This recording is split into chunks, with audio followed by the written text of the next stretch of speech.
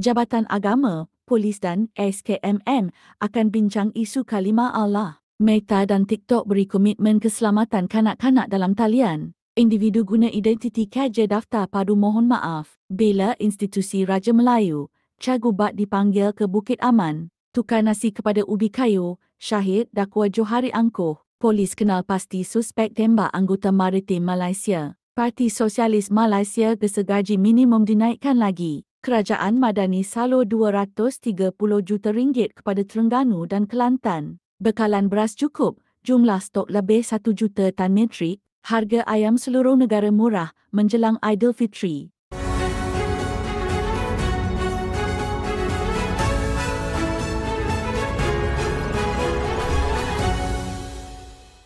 Bismillahirrahmanirrahim. Anda bersama saya dalam Next Step News. Jabatan Perdana Menteri Hal Ehwal Agama akan mengadakan pertemuan dengan pihak bertanggungjawab dalam masa terdekat bagi menyelaras tindakan bersepadu menangani isu logo kasut keluaran Vans yang didakwa mirip kalimah Allah. Pertemuan tersebut membabitkan pihak Jabatan Agama Islam Negeri dan pihak berkuasa seperti polis serta Suruhanjaya Komunikasi dan Multimedia Malaysia. Menteri di Jabatan Perdana Menteri Hal Ehwal Agama Muhammad Naim Mukhtar berkata, komitmen utama jabatan itu adalah menjaga kesucian agama Islam dan maslahat umat Islam. Baru-baru ini tulah satu video berdurasi 3 minit menerusi media sosial memaparkan seorang lelaki mendakwa kasut Vans yang dibelinya memaparkan logo seakan-akan kalimah Allah. Penyedia platform Meta dan TikTok memberikan komitmen berhubung soal keselamatan dalam talian bagi kanak-kanak bawah usia 13 tahun. Menteri Komunikasi Fahmi Fadzil berkata, persetujuan itu dicapai dalam satu perbincangan semalam yang antara lainnya menyentuh berkenaan pemantauan kandungan berunsur jenayah seperti judi dalam talian, skam, berita palsu dan 3A. Selain itu, kedua-dua platform juga diberi makluman mengenai perancangan kerajaan menambah baik undang-undang serta garis panduan operasi platform media sosial di Malaysia. Fahmi berkata ia sejajar dengan komitmen kerajaan Madani untuk menjamin hak bersuara rakyat Malaysia sambil memastikan kegunaan internet yang produktif, harmoni dan selamat untuk semua. Khairi Jamaluddin semalam mendedahkan individu yang menggunakan identitinya untuk mendaftar di Pangkalan Data Pusat Padu telah memohon maaf atas tindakannya. Dalam episod baharu podcast Keluar Sekejap, Khairi berkata individu berkenaan menghantar email kepada beliau sejurus selepas beliau menyebut akan membuat laporan polis atas kes pencurian identiti. Khairi berkata individu itu memohon maaf atas tindakannya dan berkata bahawa beliau tidak mempunyai kaedah lain untuk mengetengahkan aliran proses pendaftaran padu yang didakwa ada kelemahan. Khairi memutuskan untuk tidak memanjangkan isu kerana individu tersebut sudah mengaku kesilapannya. Sekretariat Pembela Tanah Air, Badrul Hisham Syaharin atau Cagubat telah dipanggil ke Ibu Pejabat Polis di Raja Bukit Aman semalam berhubung kenyataan yang telah dimuat naik dalam Facebook beliau mengenai institusi Raja-Raja Melayu pada 5 April lalu. Katanya beliau hadir kerana dipanggil polis di Raja Malaysia susulan posting beliau yang membela institusi Raja-Raja Melayu dari dirosakkan imejnya. Menurut Cagubat, dalam posting tersebut, segala pandangan telah ditulis dengan penuh sopan apabila melontar pandangan betapa tidak kena apabila seorang orang kena tuduh dalam kes menghina kalimah Allah dibenarkan oleh bahagian protokol untuk masuk menghadap Yang di-Pertuan Agong. Tegas beliau, ianya seperti zaman Adan kerana pihak yang pertahankan hak agama, bangsa dan tanah air digelar rasis dan ekstremis, namun yang menjara pula dilindungi. Kenyataan Tan Sri Johari Abdul agar rakyat menukar sumber karbohidrat dari nasi kepada ubi kayu sehingga isu beras putih tempatan selesai adalah satu komentar angkuh orang politik yang tidak memahami denyut nadi rakyat. Aktivis politik Syahir Adnan berkata adalah tidak wajar Johari yang merupakan Speaker Dewan Rakyat berkata demikian dikala rakyat terhimpit dengan masalah kekurangan bekalan ruji itu. Syahir berkata, Ketua Pengarah Kawal Selia Padi dan Beras enggan mengulas dakwaan pihaknya takut untuk mengambil tindakan sehingga menyebabkan berlaku masalah kekurangan beras putih tempatan dalam pasaran dan membiarkan menteri menjawab perkara itu. Dalam pada itu, Syahir berkata Menteri Pertanian Datuk Seri Mohamad Sabu masih lagi dia membisu dalam isu berkenaan.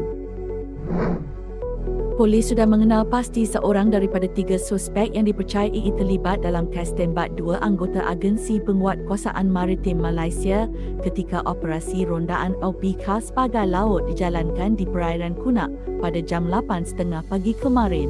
Ketua Polis Negara, Tan Sri Razaruddin Hussain berkata, siasatan masih diteruskan bagi mengenal pasti suspek lain yang turut terlibat, namun warga negara suspek masih belum boleh didedahkan. Beliau berkata seorang daripada 2 anggota yang cedera itu sudah menjalani pembedahan mata susulan kejadian itu bagi mengeluarkan peluru dan kini berada dalam keadaan stabil. Menurut beliau, polis melihat kes tersebut sebagai satu kes rompakan laut pada musim perayaan dan perompak mengambil kesempatan merompak bot yang ada di laut. Timbalan Pengerusi Parti Sosialis Malaysia S. Aruchalvan menggesa kerajaan menaikkan gaji minimum dan mencadangkannya diumumkan sempena Hari Pekerja pada 1 Mei. Katanya, penetapan gaji minimum harus dinilai semula setiap 2 tahun dan kali terakhir simakan dibuat adalah pada 1 Mei tahun 2022.